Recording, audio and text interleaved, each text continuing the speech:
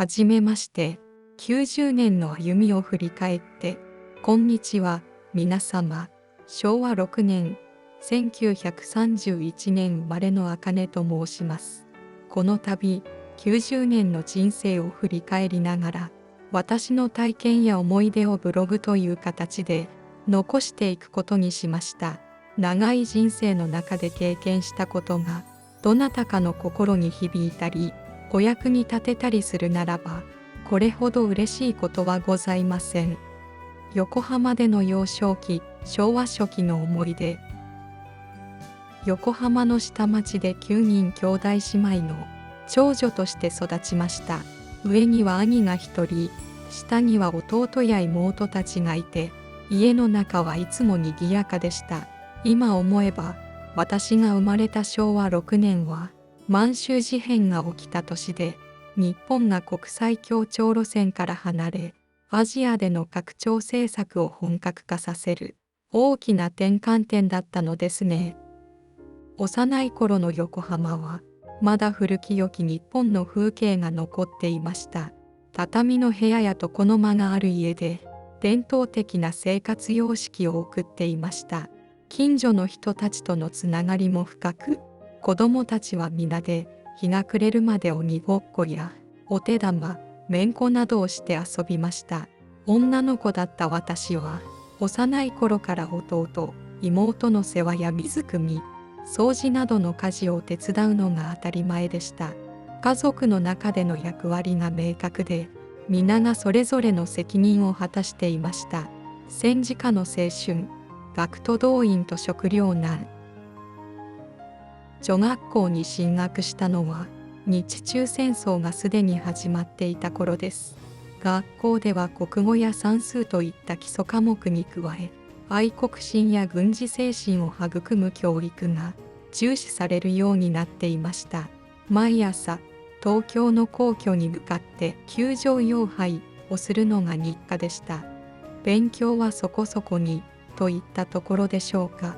それでも当時の女学生は皆お国のために何かできることはないかと真剣に考えていました。やがて太平洋戦争が始まると、私たちも学徒動員で工場へ働きに行くようになりました。工場では朝から晩まで機械の音に囲まれ、ひたすら作業を続けました。決して楽ではありませんでしたが、仲間と一緒に働くことで不思議と力が湧いてきたのを覚えています。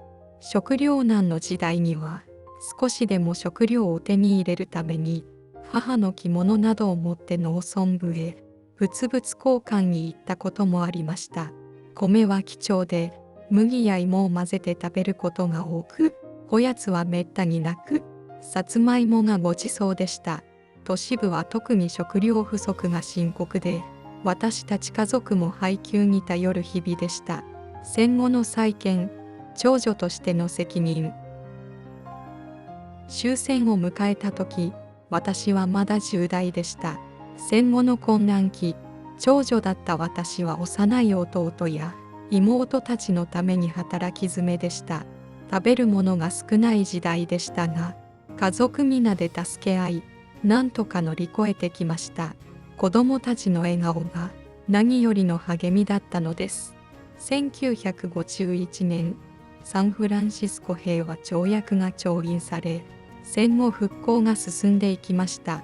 社会全体が少しずつ明るさを取り戻す中、私も自分の人生を切り開いていくことになります。結婚と家庭、高度経済成長期を生きる。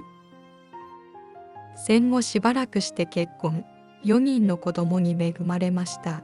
1950年代後半から1970年代にかけての高度経済成長期、日本経済は驚異的な発展を遂げていきました。私たち家庭もその波に乗って少しずつ豊かになっていきました。仕事と子育てに追われる毎日でしたが、充実した日々でした。洗濯機や冷蔵庫など3種の神器と呼ばれた家電製品が我が家にもやってきた時の喜びは今でも鮮明に覚えています。子どもたちと一緒に1964年の東京オリンピックや1970年の大阪万博の様子をテレビで見て、日本の発展を実感したものです。シングルマザーとしての挑戦、試練の日々。しかし、人生には様々な出来事が待ち受けています。1970年代の中頃、私は離婚を経験し、4人の子供を連れて静岡へ移り住むことになりました。第一次オイルショックの影響で日本経済が混乱していた時期、シングルマザーとして家族を支えるのは並大抵のことではありませんでした。それでも子供たちの成長が私の何よりの支えでした。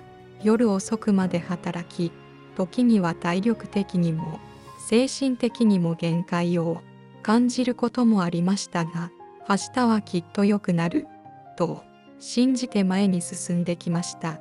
穏やかな晩年。熱海での日々、そして息子のいる名古屋へ。子供たちがそれぞれ独立してからは、静岡県熱海市に移り住み、のんびりと穏やかな日々を送っていました。温泉付きのマンションを娘が見つけてきてくれて、子供たちの援助もあり、そこで一人暮らしを始めました。毎日温泉に入れて元気いっぱいの日々でした。温泉は美肌効果もあり、のんびりできました。その後、80代後半にはまだまだ元気なんですが、息子の住んでいる名古屋へ引っ越しました。孫やひ孫が近くにいる方がいいだろうということでそうしました。古いんですが安い賃貸団地の空きが出たのでそこに決めました。一人暮らしにはちょうどいい環境です。バブル経済の攻防。平成から令和への時代の変化。そして今や私のような90歳のおばあさんでもインターネットでブログを書く時代になりました。振り返れば私の人生は日本の現代史そのものです。満州事変から太平洋戦争、高度経済成長、バブル崩壊、そして自然災害など多くの困難や変化を経験してきました。それでも家族の絆や人々の温かさに支えられ、ここまで生きてこられたことに感謝しています。このブログを通して私の人生の記録が皆様の何かのお役に立てれば幸いです。温かい目で読んでいただけると嬉しいです。